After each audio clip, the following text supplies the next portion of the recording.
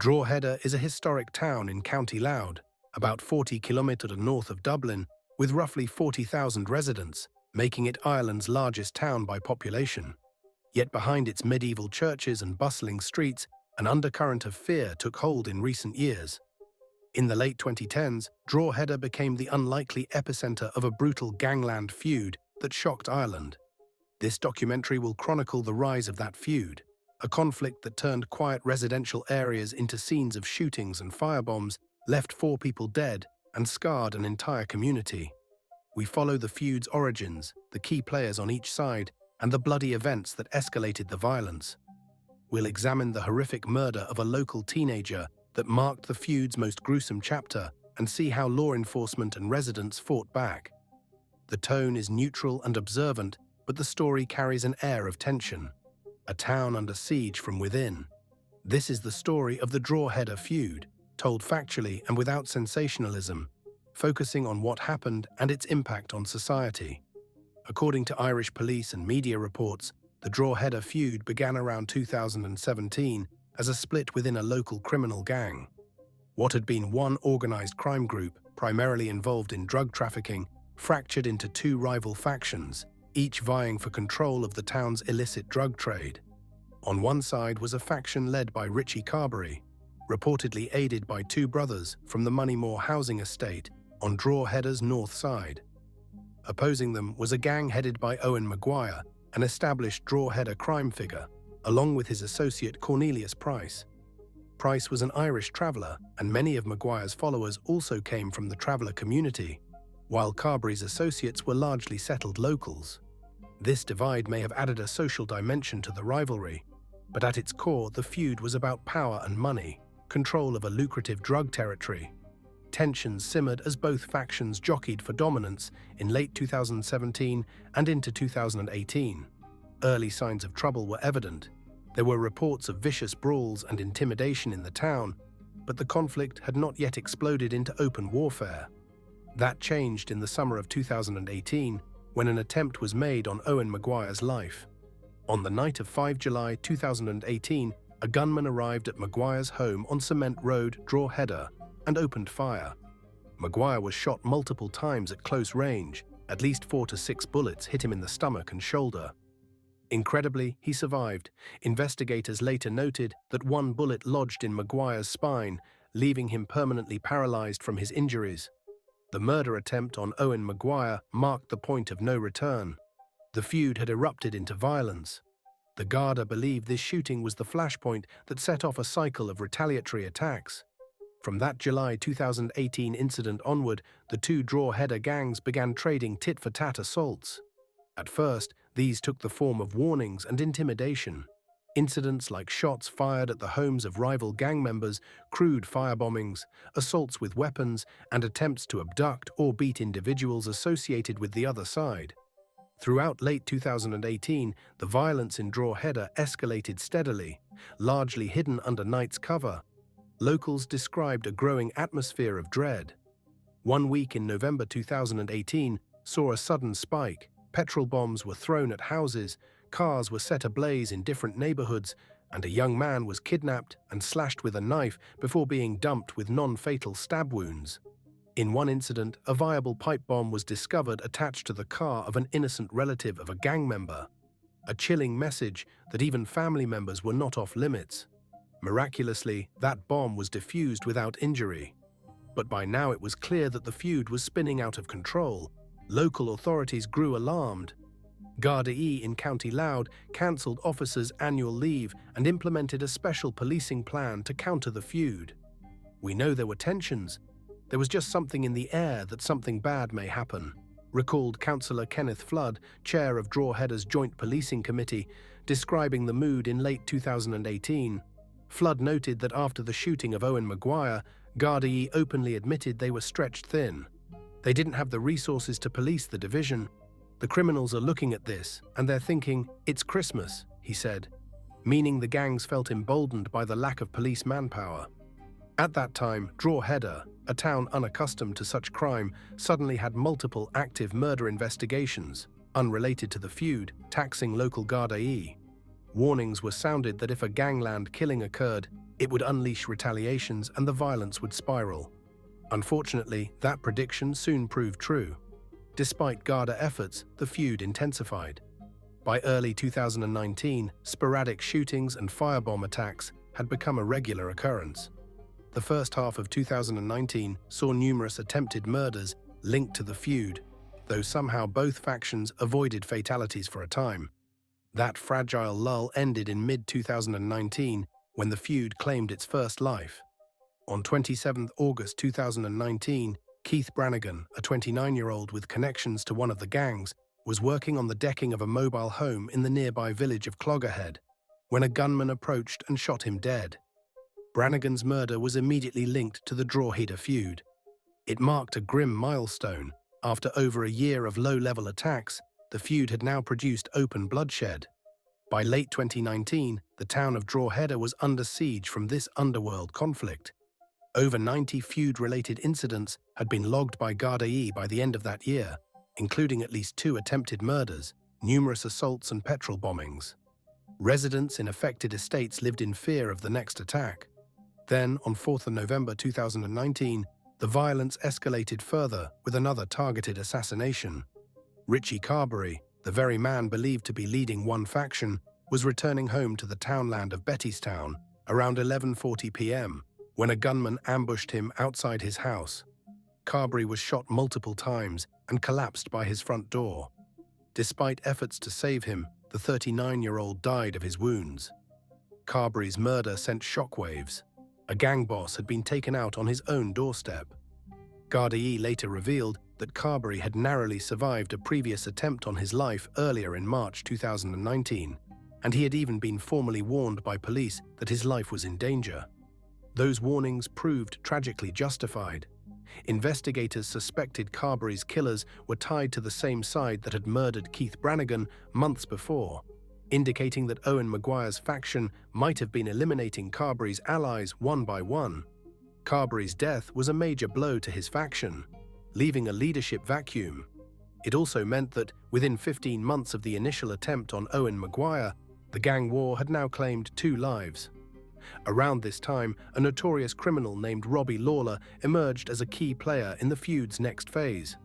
Lawler, a 35-year-old from Dublin with over 100 prior convictions, was the brother-in-law of Richie Carberry and had ties to that faction. He had been in prison for unrelated crimes but was released in December 2019, just weeks after Carberry's murder. Lawler was a feared figure in gangland circles, and his return to the streets was watched closely by both Gardaí and his rivals. Almost immediately, Lawler himself was targeted in an audacious act of retaliation. One night in late December 2019, as Robbie Lawler left a gym in Drogheda, he was attacked and mugged by a group of young men. The assailants filmed the humiliating assault. They stole Lawler's gym bag and even the flip-flop sandals he was wearing on his feet. In a taunting gesture, the attackers later posted photos on social media of themselves wearing Lawler's stolen flip-flops. It was a crude bit of gangland theatre, a message that even a criminal of Lawler's notoriety could be humbled on the streets of Drogheda. Lawler's enemies wanted to show they had no fear of him. By the end of 2019, the situation in Drogheda was volatile and dangerous. The feud had already seen 2 murders, Brannigan and Carberry, numerous attempted hits, and increasingly brazen attacks. The community was on edge, and local authorities feared that worse was yet to come. Unfortunately, the dawn of 2020 would bring an act of violence so brutal that it would horrify the nation and mark a turning point in the Drogheda feud. In January 2020, the Drogheda feud reached its most barbaric and tragic moment. Keane Mulready Woods was a 17-year-old boy from Drogheda. Like some other local youths, Keane had become tangled up in the gang feud, reportedly doing low-level jobs for one faction, things like delivering messages or acting as a lookout. He had recently been convicted of an intimidation offense, suggesting he'd participated in harassing rivals on behalf of gang leaders. In the eyes of the hardened criminals, Keane was an expendable pawn. But to his family, he was just a local teenager who had made some dangerous choices. In early January 2020, Keane Mulready Woods unknowingly stepped into a deadly trap. On the evening of 12th January 2020, Keane left his home and was last seen in Drogheda around 6 p.m. When he didn't return, his family grew concerned. Their worst fears were confirmed over the next 2 days in a series of gruesome discoveries. Late on the night of 13th of January, police in Dublin, 60 kilometers south of Drogheda, were called to the Moatview area of Coolock, where a blood-stained sports bag had been found on a roadside. Inside the bag, Gardaí discovered human body parts, dismembered limbs that appeared to belong to a young male. The next day, on 14th of January, investigators searching for more remains made another horrifying find. In the early hours of that morning, a burnt-out car was located on Trinity Terrace near Drumcondra, not far from Dublin's Croke Park Stadium. Inside the charred vehicle, police found severed human remains, including a head. Forensic teams worked urgently to identify the victim. By 15th of January 2020, Gardaí confirmed the unthinkable. The remains were those of Cian Mulready Woods, the missing Drogheda teenager. The murder and dismemberment of a 17-year-old boy represented a shocking new low in Irish gangland crime. Seasoned detectives and the public alike were horrified at the savagery displayed. As one RTE News report put it, the ongoing Drogheda feud had reached a new level of barbarity with the murder of Cian Mulready Woods. Cian had been brutally killed as part of the gang war, and those responsible had deliberately scattered his body parts in different locations. Investigators believed this was no random act of disposal, it was meant as a defiant message. In fact, among the remains found in Coolock were a pair of flip-flop sandals. They were the very same flip-flops stolen from Robbie Lawler during the gym mugging weeks earlier, recognizably distinctive. Detectives and criminal insiders interpreted this as a grim calling card, a warning from those behind Cian's murder that Robbie Lawler should not cross them. It was as if the killers were saying, "We got your flip-flops, and we got your young proxy too." Whether Cian was killed on direct orders of Robbie Lawler, as many suspect, or by other members of the feud, the symbolism of the flip-flops was a chilling element of this crime. News of Cian Mulready Woods' fate sent Ireland into shock. Media headlines blared about the gruesome gangland execution of a teenager. The Taoiseach, Irish Prime Minister at the time, Leo Varadkar, voiced the nation's outrage and concern. On 17th of January 2020, Varadkar condemned the murder and announced he would seek to set up a special task force to tackle criminal feuds in Drogheda, similar to the task force established to fight gang crime in Dublin's inner city.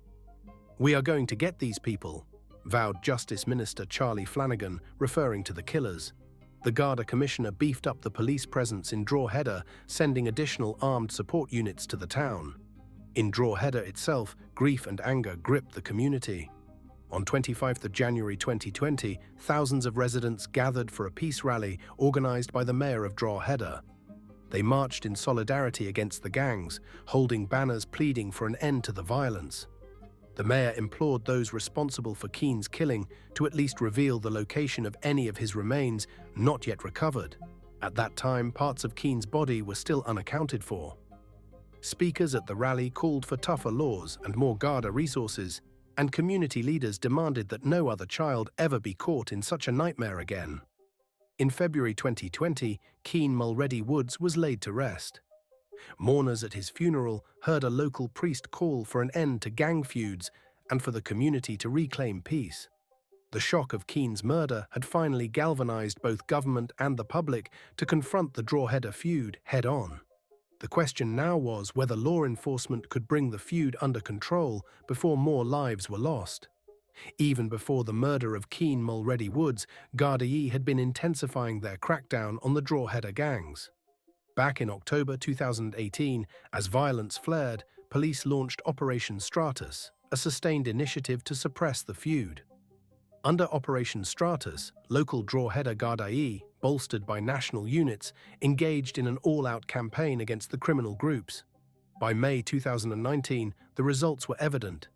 319 searches had been conducted, 13 pipe bombs were seized before they could be used, 5 firearms were taken off the streets, along with over $110,000 worth of drugs and $270,000 in suspected criminal cash. Several serious crimes were intercepted. For example, 4 suspects were charged in relation to a November 2018 kidnapping, and another 4 arrests were made for an attempted murder from February 2018. These figures showed that Gardaí were actively pursuing the gangs, even as the feud continued. Chief Superintendent Christy Mangan, the Louth Divisional Police Chief, publicly reassured Drogheda residents, "We will deal forcibly with the crime gangs and dismantle their criminal networks." He urged the community to support the police, emphasizing that a comprehensive operational plan was in place. Indeed, additional Garda recruits were sent to Drogheda to bolster the local force in mid-2019. After Keane's murder in January 2020, law enforcement pressure on the feuding gangs reached its peak. Within hours of discovering the teenager's remains, armed Garda units and forensic teams swarmed several locations in Drogheda linked to the suspects. At least 3 houses were raided on the night of 15th of January 2020 as detectives homed in on those believed responsible. One house in Rathmullen Park, a neighbourhood in Drogheda, was identified as a possible site where Keane had been held and killed, and it became a critical crime scene for forensic analysis. The investigation into Keane's murder was massive, spanning multiple counties. Police forces cooperated across the border as well, since it was feared key players in the feud might flee or have links in Northern Ireland. The Irish government poured resources into quelling the violence. In addition to Varadkar's proposed task force, Garda Commissioner Drew Harris temporarily assigned elite units, including the Emergency Response Unit, ERU, to patrol Drogheda. Armed checkpoints were set up around town, and dozens of suspects were detained or questioned in the weeks following the murder. Community policing initiatives also took place to encourage residents to anonymously provide information. These efforts were not without significant behind-the-scenes tension. It was later revealed that at the height of the feud, the Garda officer in charge of the region seriously considered requesting the deployment of the Irish Army to Drogheda's streets, an unprecedented measure for a domestic crime issue. This contingency was never ultimately needed, but the mere fact it was contemplated shows how dire the situation had become.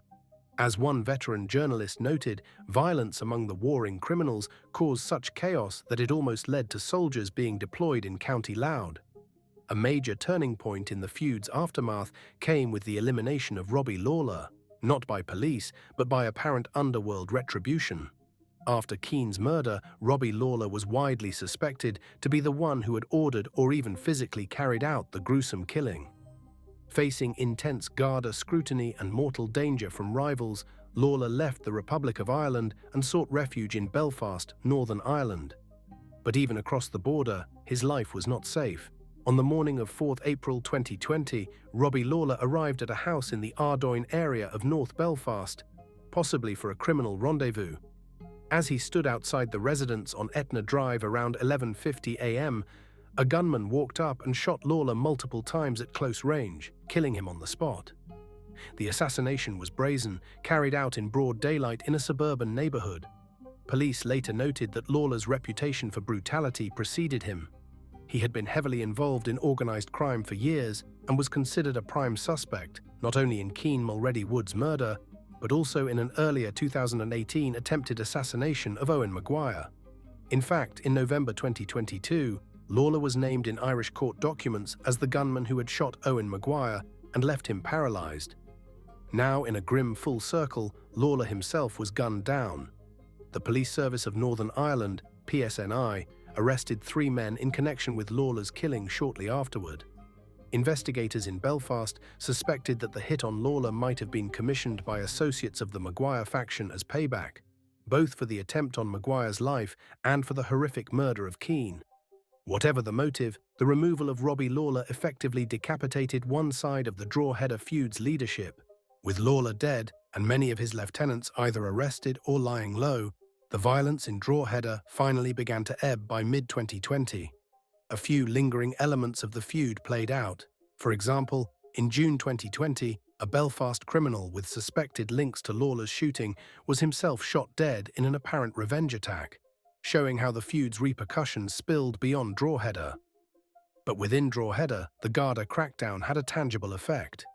Through 2020 and 2021, dozens of individuals from both gangs were prosecuted for various offences: assaults, weapons possession, arson, drug trafficking, and more. The Garda Criminal Assets Bureau, CAB, also moved in, freezing and seizing assets, cash, cars, properties, belonging to key figures in an effort to choke off the gang's finances. In one high-profile case, Paul Crosby, a 27-year-old gang member from the Maguire-Price faction, was arrested and later charged with facilitating the murder of Keen Mulready Woods. In 2023, Crosby was convicted in the Special Criminal Court and sentenced to 10 years in prison for his role, specifically for luring Keen to the house where he was killed. Another accomplice, Jer Cruz, was sentenced to 7.5 years. At their sentencing, the judge described Keen's murder as a heinous and appalling crime, noting the disgraceful and inhumane way the boy's remains were treated had compounded his family's grief. By 2021, roughly 3 years after the feud began in earnest, a relative calm had returned to Drogheda. The concerted efforts of law enforcement and the elimination of key instigators led to a dramatic drop in feud-related violence. No further murders directly attributed to the feud occurred after the events of early 2020. The gang war, it seemed, had burned itself out, or been decisively quelled by Garda action. Several of the feud's lead figures were gone. Richie Carberry was dead, Robbie Lawler was dead, and Owen Maguire, the man whose shooting had sparked the feud, was alive but confined to a wheelchair, effectively removed from the street-level criminal arena.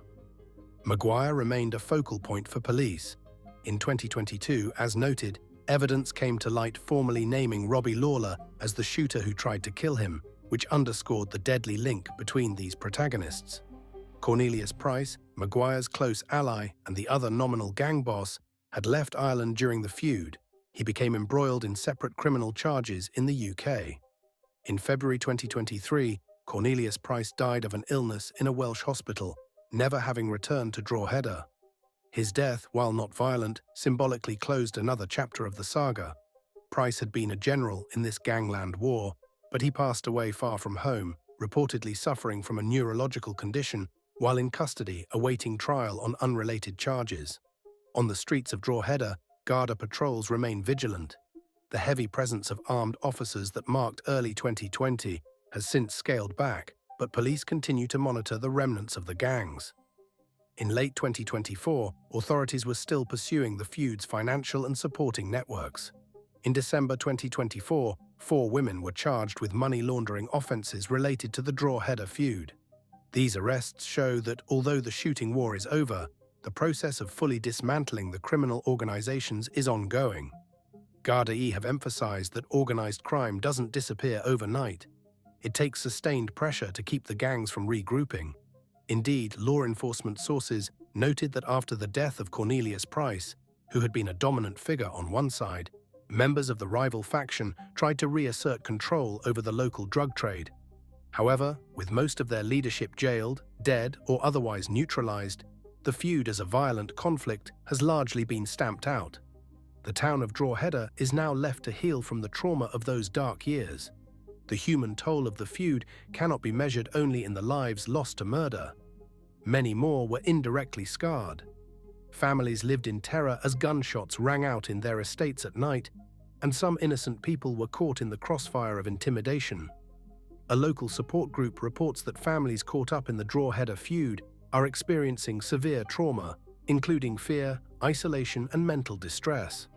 The Family Addiction Support Network, FASN, which helps relatives of people involved in drugs, said in 2020 that the support system was in a crisis situation trying to cope with the fallout. Counselors have been working with children who were afraid to sleep in their own beds due to petrol bomb attacks, and with mothers who lost sons to either death or prison as a result of the feud. As one resident put it, the feud robbed the town of its peace. Today, Drogheda is moving forward, determined not to let a few years of violence define its identity. The feud serves as a sobering case study of how quickly organized crime can wreak havoc on a community, and how important a strong, swift response is in containing such threats. The Gardaí's intense campaign, from Operation Stratus to the continued investigations, has been credited with preventing further loss of life. According to senior officers, the cooperation of local citizens in providing information and the resolve of community leaders in speaking out were crucial in ending the cycle of retaliation. As a result, by 2021, officials felt confident enough to declare that the murderous feud had been effectively ended by law enforcement efforts. One senior Garda said that in hindsight, "We seriously considered bringing in the army at the peak of the violence, but ultimately the Gardaí managed to regain control without military intervention." In conclusion, the Drogheda feud was a dark chapter in modern Irish crime history, a small town gripped by a vendetta between drug gangs, culminating in unprecedented brutality. We have presented this story factually and without embellishment. From the initial gang split and the key players who led each side, through the chronology of shootings and attacks, to the tragic death of Keane Mulready Woods that served as a wake-up call to the nation. The police response was robust and, in the end, largely effective, though not before lives were lost and innocence shattered. The feud's aftermath leaves lessons about the lures of gang culture and the importance of early intervention. Drogheda today is healing, and its people vow that such violence must never be allowed to take root there again. The town has reclaimed its streets from the shadow of gangland terror, but it will not soon forget the lessons written in blood during those fateful years of the Drogheda feud.